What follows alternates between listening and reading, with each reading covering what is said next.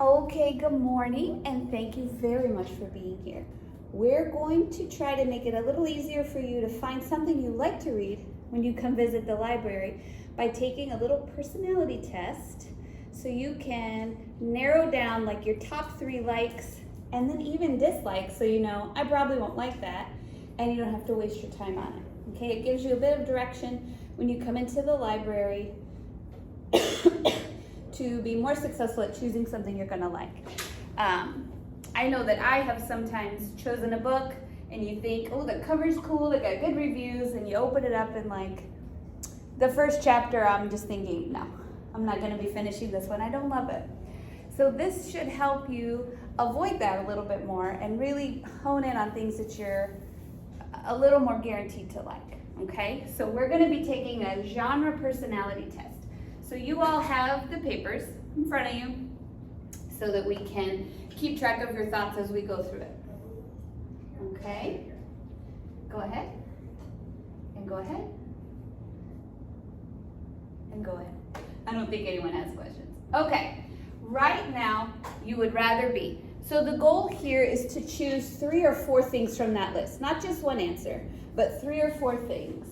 Would you rather be solving a cold case murder, stealing fire from the sun, piloting a helicopter, hanging out at the park, watching game shows, exploring creepy old houses, watching anime, sleeping over at your best friend's house, making the world a better place, painting a desert landscape, playing basketball, or planting a garden? Pick 3 or 4 of those things that you'd rather be doing. Favorite activities.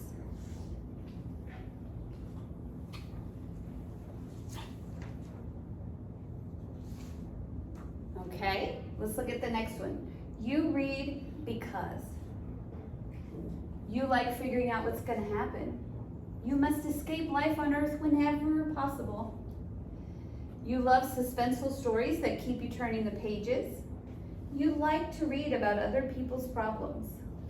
You just like knowing things or are obsessed with a particular topic. Like you love the Titanic, you want to know everything that happened on there, okay? You like to be scared. Your teacher and or parents make you read. You like fun romances. You like learning about problems in the world and how they can be fixed. You like examining the illustrations or the way the worlds work together. It's raining outside or there's nothing else to do, or reading is peaceful. Why do you read? How many of you are going to be circling G? So, that's fine. If you're being made to read, which of these would be a bonus to go with that? You have to read, but also you like to figure out what's going to happen. Or, I have to read something and I like to be scared. If they're going to make me read, I'm going to go find out about what's happening somewhere. Yeah? So, even if you start with you have to, what will be a bonus on that? Okay, let's look at the next one. Question, pick a career. Remember, we're choosing 3 or 4 from each of these lists. Which of these careers would be interesting to you? Arson investigator. That sounds pretty cool. A Viking king, an astronaut, a school counselor, an entrepreneur. What's an entrepreneur? You a business person. Yeah, you work for yourself, or a YouTuber. You guys, I am still blown away that that's a real job, but I think people are making tons of money. Horror film director, cartoonist, salon or restaurant owner, judge or community activist, songwriter, coach, marine biologist. 3 or 4 of those that sound, yeah, I could spend my days doing that. Okay, let's look at the next one. Question 4, and this is the last one on that front page. Think about your favorite movies or shows. What kinds of things do you like about them? Okay, so think about what you're watching right now. Anybody have a show they're into? What are you watching? Grey's Anatomy? Yeah. Anybody else? What are you watching? Nothing? No. That's interesting. My son doesn't really watch TV. He watches what looks like clips of shows, like in a video reel, but not the whole show. Like, what are you even watching? I don't know.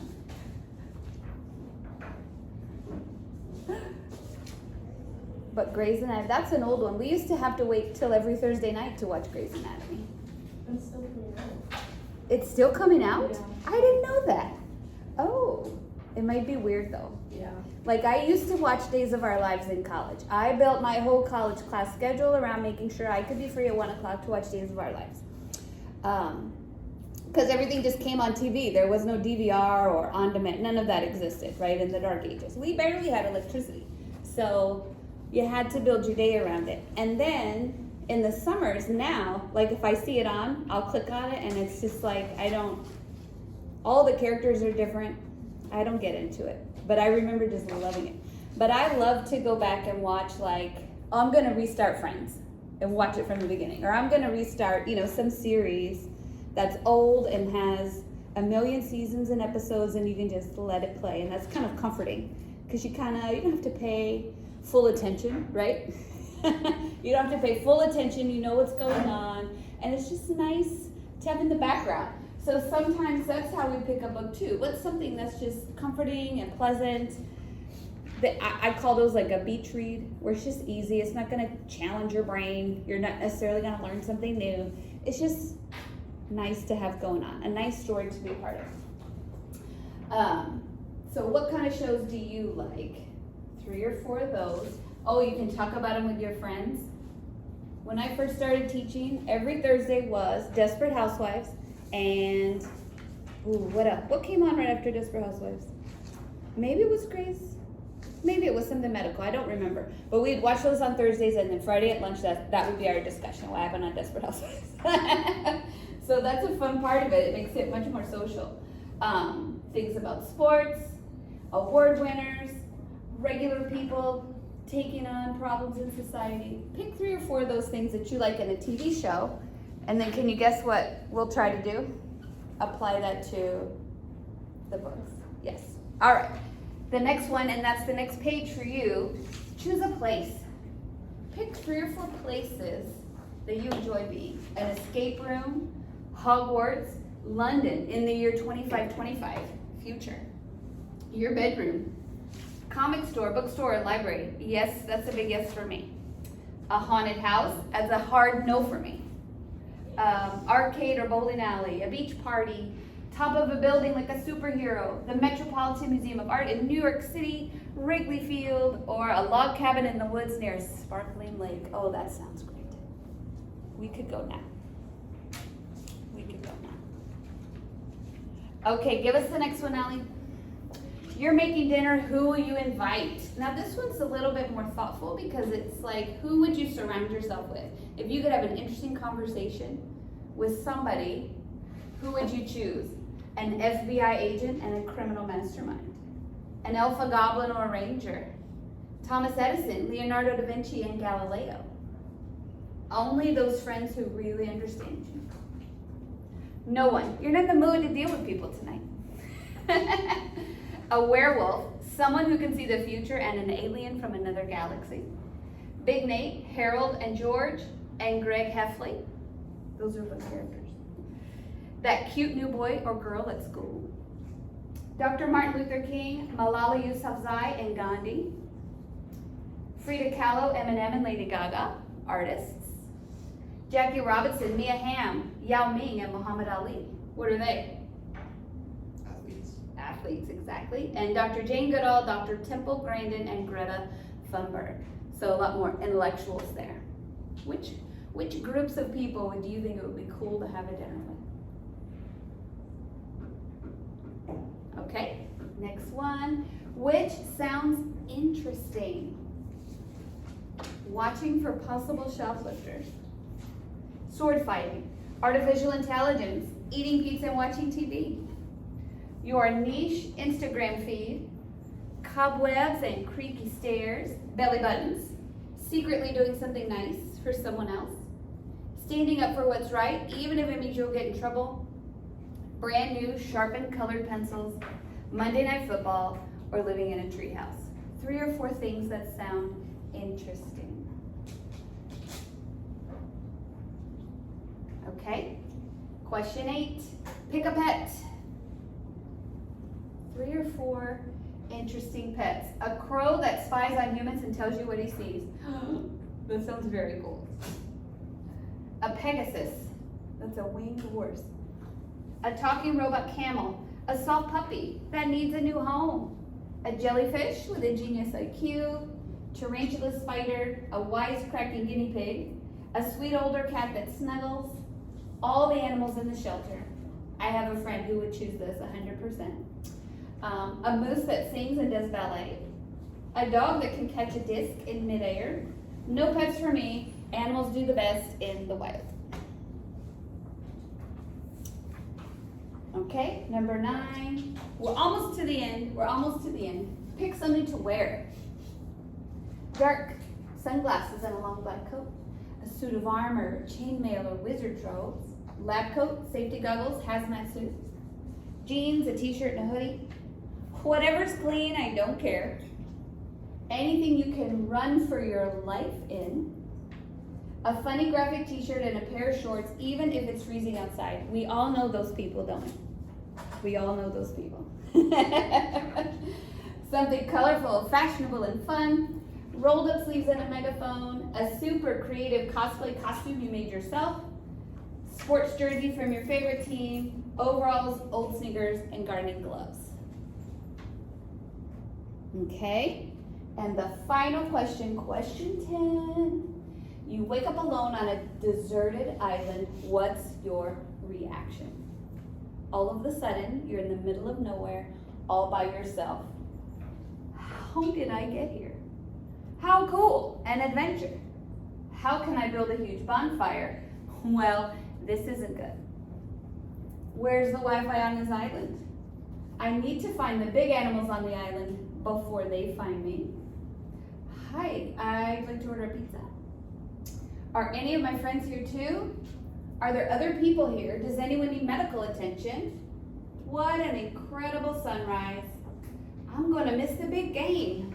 This place is gorgeous. I don't want to be rescued. What are 3 or 4 different thoughts you might have if you woke up on a deserted island? Okay? Which pictures appeal to you most? Pick 3 or 4.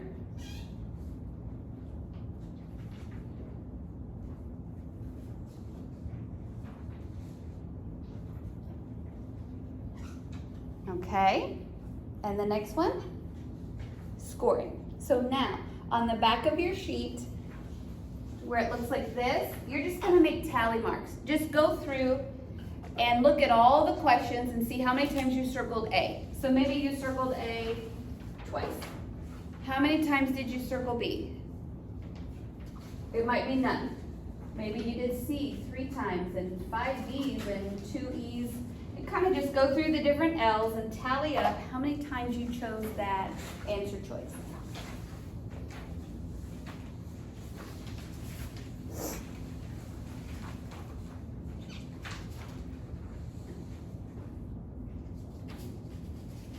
Okay, now this is what's going to reveal your genre personality, your book genre preferences. Okay, did anybody come up with a tie? You're not quite done tallying yet.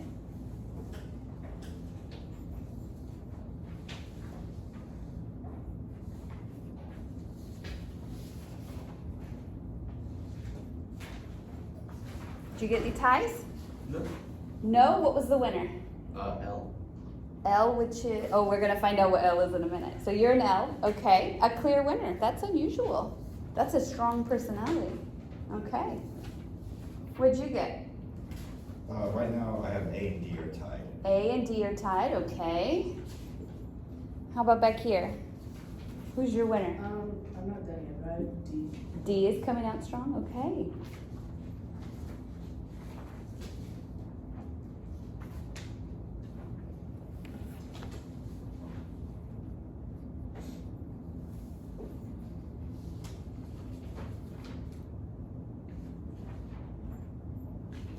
me grab. What are you gonna be? So far B, okay. And how about over here? A. You're gonna A, okay. Oh, by a lot. Yeah. You're looking at D and H. Ooh, H is coming out. How about over here? D, and look at the H too. Yeah, D and H, very cool. And here's another D and H. Lots of D's. Very cool. Okay.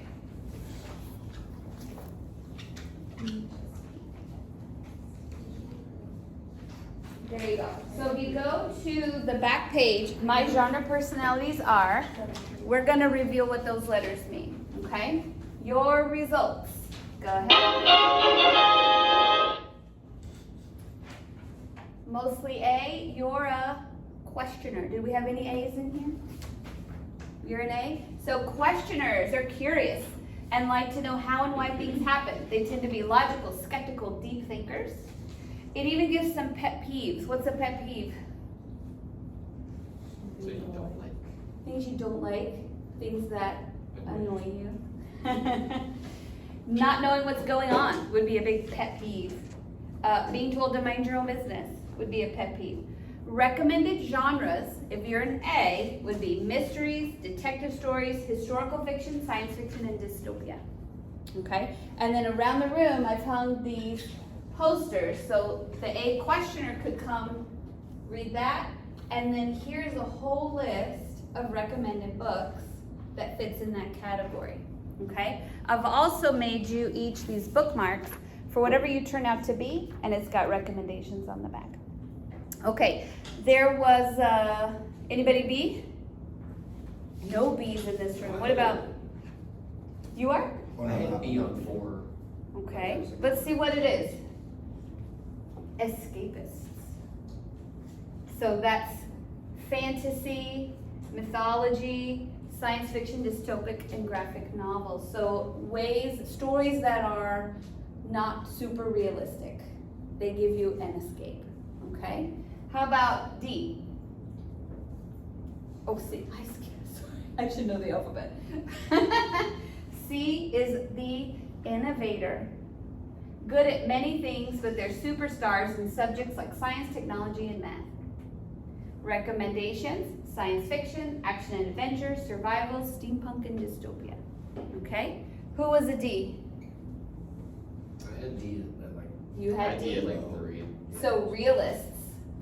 These are our guys who like realistic fiction. That story needs to make sense. Teens with real world problems, unglamorous characters that feel like real people. Realistic fiction, sports stories, romance diaries and journals, historical fiction, grounded in reality. Okay? Were there any E's? I had E at 4. We have some E's. Erudite. You probably have heard that word if you watched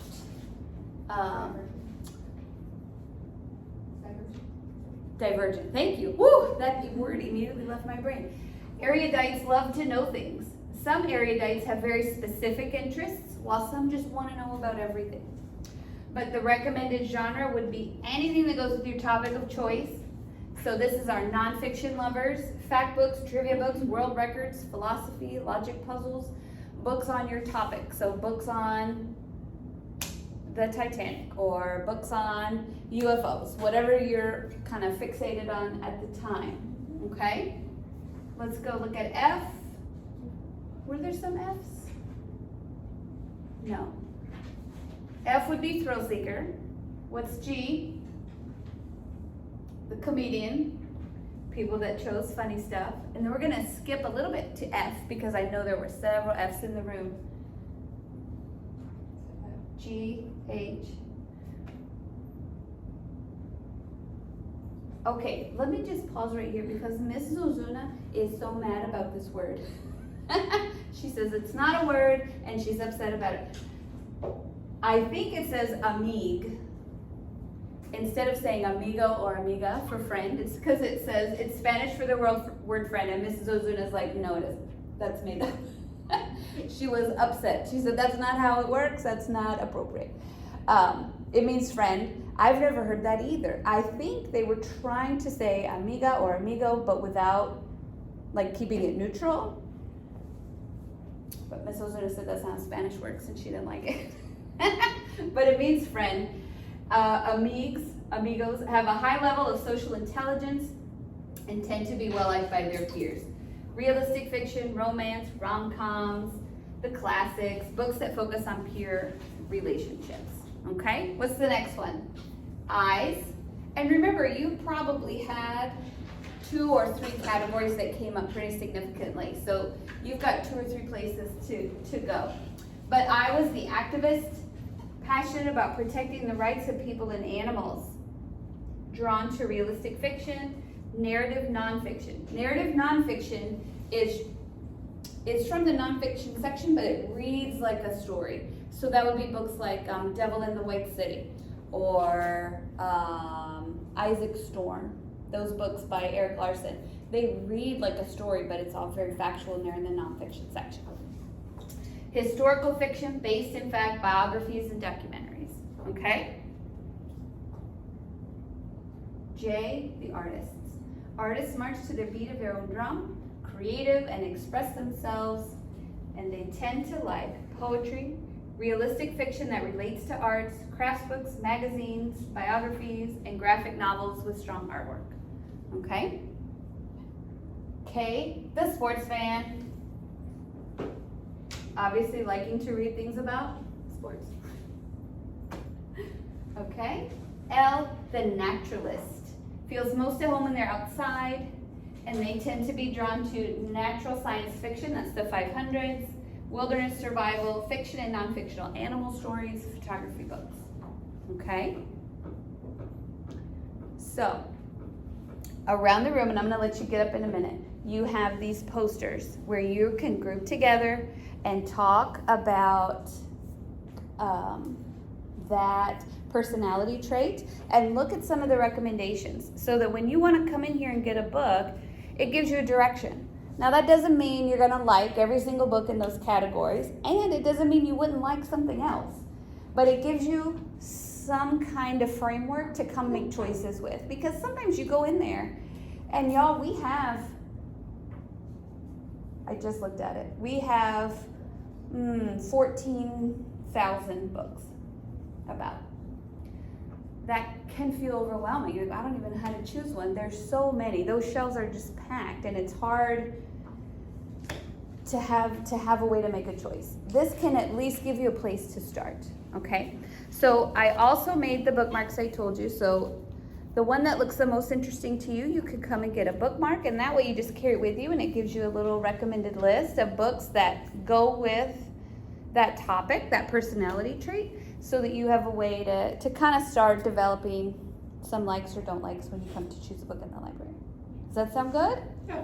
Okay, so you're going to get with your group, and we're going to go meet at the different posters around the room so that we can start making a little list of what you might like to try in the library, okay?